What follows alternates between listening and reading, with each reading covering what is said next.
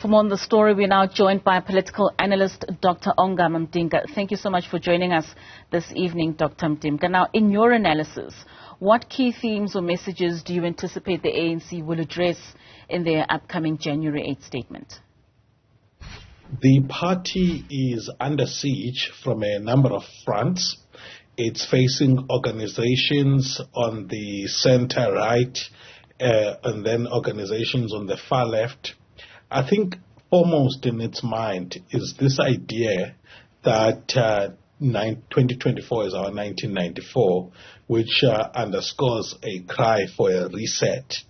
And as a result of that, I think they are going to follow from the line that Dr. Zamani Soul did last week of writing about the successes of the ANC since 1994. And I think that much of its campaign this year is not just going to focus on the last 5 years, but rather on what has happened since 1994, because it has already been given that as a message to respond to by people who feel that 30 years of ANC rule has come to its end, in fact, a necessary end. I mean, with the former President Jacob Zuma coming forth in support of the MK party, we've heard a number of utterances from the current SG of the ANC making word on what the MK has sort of created a bit of a turbulence within Luthuli House. How do you believe the ANC's January 8th statement will reflect on the current political landscape in South Africa, specifically with the MK party now in the mix? They're going to try to play down the role that former President Jacob Zuma will play, but the approach that you get from the Secretary General's address is one that appears a lot more circumspect, in the sense that he, for example, around the internal processes that may be followed to deal with him, is kind of cagey on that. He's talking, you don't know whether he's presenting an official position that what President Zuma has done is an effective leaving of the organization and therefore no necessary internal process, or that's his own view of the matter. And then, so I think this is going to be a general, they acknowledge the challenge that he's bringing to them in KZN particularly, and I think that they're going to try and deploy the party machinery to deal with that, while acting as though, while speaking as though this didn't matter at all. I think that with respect to the greater opposition, they're going to try and come and be more direct in terms of their response to the opposition. A few things are to be noted there. One, with respect to the EFF, their strategy is to show how some of the policies of the EFF are their own policies. Whereas, though, in the lead up to the 2019 election, they tried to, emphasize an agenda of, for example, with respect to land, of a lot more radicalism. I don't think that they're going to feel a need to do that in this election, because they know that they've been in government, there hasn't been significant movement when it comes to land reform legislation. So what I think they will try and do on the issue of the campaign platform of the EFF is to try and emphasize messages around how they may be changing government to be able to do things going forward.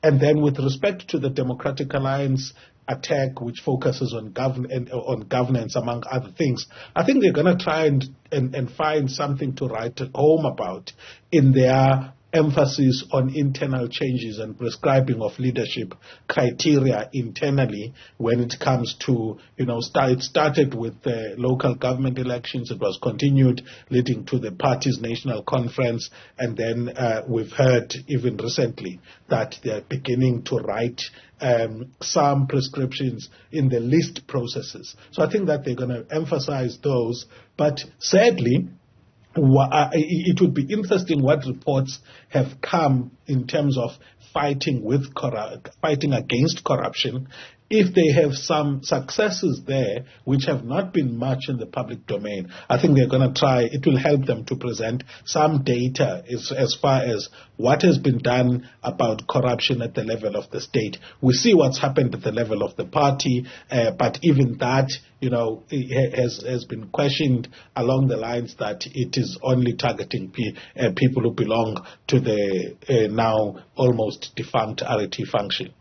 Speaking and staying on policies, considering the political climate, what specific policy priorities or initiatives do we then expect the ANC to highlight in their statement that are different to what they've constantly have put out as a policy in order to bolster their support for elections 2024?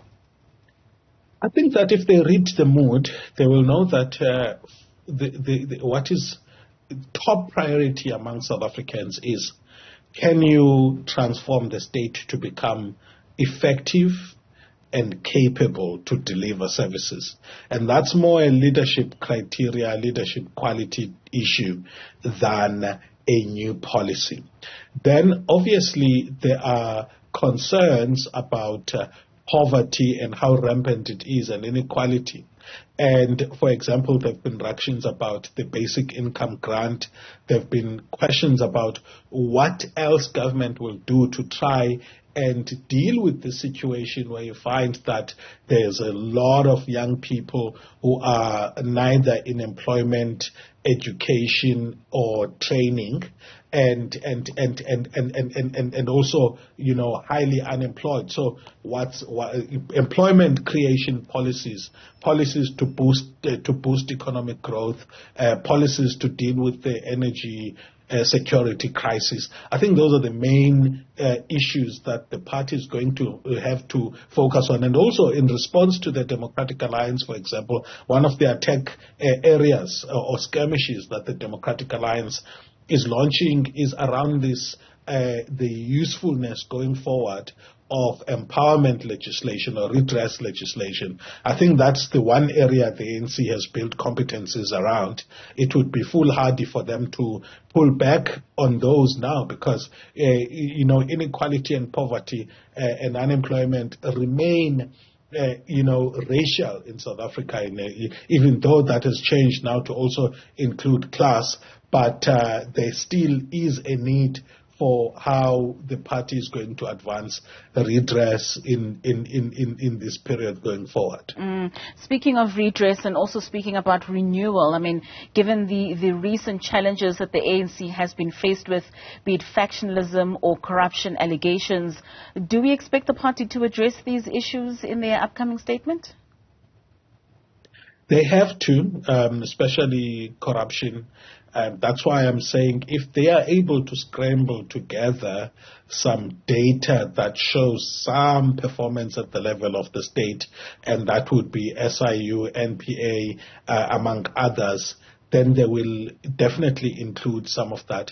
And I say if because I haven't seen a critical mass of cases, for example, in the public domain, that give the ANC a lot to write home about. Instead, there's complaints, for example, about the NPA and how it has bungled some cases as it's failed to ensure successful prosecution on some of the cases, despite the fanfare with which Shamila Batoyi came into office. So there are just concerns there, but I think they're going to try and there's a lot to say as far as the party is concerned, both in terms of how they've gone on to prescribe qualifying criteria for assuming office within the party, and how also they're going to cascade some of the criteria that they developed in leading up to local government elections into the list process for these elections.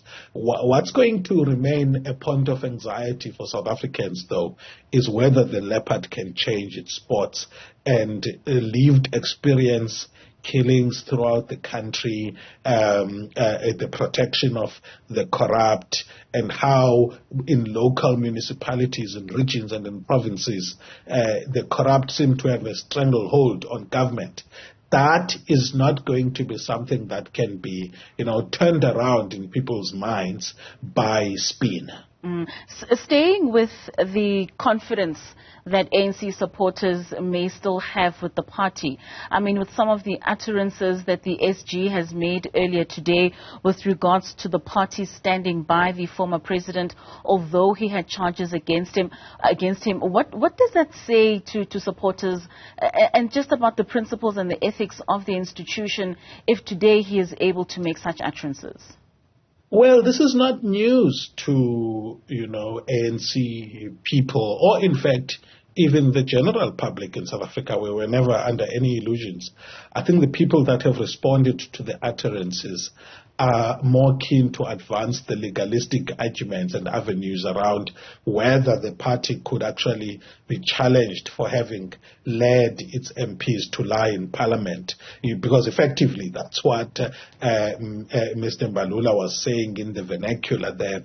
So it was known. What I think that, notwithstanding the misgivings we have about apparent failures at the level of the state, I think that you have the ANC in this period has dealt effectively almost with an internal opposition that kind of blocked the movements towards renewal, is something which is going to count to their favor as far as some limited constituency that remains supportive of them, because people have seen, how there's been opposition internally for renewal efforts and how that opposition has effectively been obliterated, save for the smaller nyana skeletons culture, because that's not been dealt with. The party has dealt with a political program within itself that opposed renewal, but it has not dealt with the culture of smaller nyana skeletons. You know what I mean? And there's a separation between the two. The preeminence of the idea that everybody has got something to which they can be brought to book for, and an existence of a faction that was significantly devoting power to negate processes of bringing about accountability are two different things. And then, unfortunately, the one thing that supporters of the party cannot, look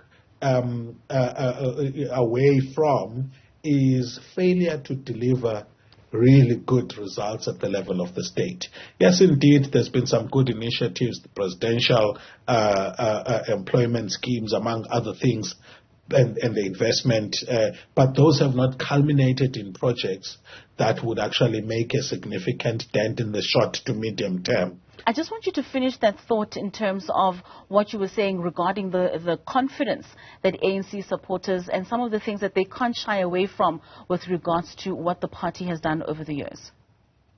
Yeah, so I think in the last term particularly, South Africans were expecting a lot in terms of, a turnaround, a government that begins to perform, get a grip on load shedding, among other things. But that was not to be. I know the ANC has mentioned, in fact, particularly President Cyril Ramaphosa has mentioned the challenges with the coronavirus and internal opposition within the party itself. But which is why, by the way, I do think that what they're going to try and be crafty in this election campaign by focusing on successes since 1994, especially given the fact that at issue in this election is the extent to which democracy itself has been able to deliver positive results. How significant is this particular ANC January statement for shaping the party's agenda and direction, especially for these upcoming elections? It's very important. It's mainly the basis upon which the party's manifesto is going to be drawn. Last year, the party started doing what is a very interesting exercise of a consultative review of the 2019 manifesto and making presentations in various parts of the country. And I think that from that exercise, it would have been able to get a dipstick in terms of what the issues that are pressing for its constituencies throughout the whole country. And as a result of that, one is expecting to get a more grounded message, as it were, that seeks to respond to the challenges that people have cited. They will try and find avenues to drive a government message around what's been done around those issues. And I say, drawing from 1994, but if they are going to choose an election messaging around successes of this term, I think it's going to be very difficult to do that. And looking into that review process of the 2019 manifesto, in what they may highlight in terms of what was not successes, could this just be a tick box exercise, or could we possibly see some implementation in correcting some of the things that they possibly didn't get right? Yeah, so what's interesting for me is that, especially if I think about the Eastern Cape, much of the government work here was around infrastructure, and that infrastructure to kind of connect people to services that they previously were not connected on. And I think that helped the party leading all the way to around the 2014 election. After that, the focus of South Africans has tended to be on the quality of the services that they were connected to. To prove that they were successful, if you look at the data that's coming out of the census, it does show that, for example, water connections have increased since 1996 and since 2011 when the other census was made, and other key service delivery indicators. So there's no doubt about the ability of the ANC in the democratic period and its successes in delivering some services, especially in connecting people to services. But what they cannot escape is that the quality of those services, whether it be the thousands of kilometers of tarred roads or the water, among other things, has become the issue that actually makes South Africans at this election to even, say messages like the quality of the infrastructure hasn't been good, and in fact blame ANC corruption for the failures of some of the infrastructure to last longer than some people have actually even compared it with apartheid infrastructure. We know that was for a tiny fraction of the population, but still it's something that the party hasn't been able to prevent people from comparing, with the previous one. Dr. Ongama, thank you so much for your time and for your analysis. It certainly is one to look out for over the next coming week as the ANC is preparing for their January 8th statement. Thank you so much for joining us this evening.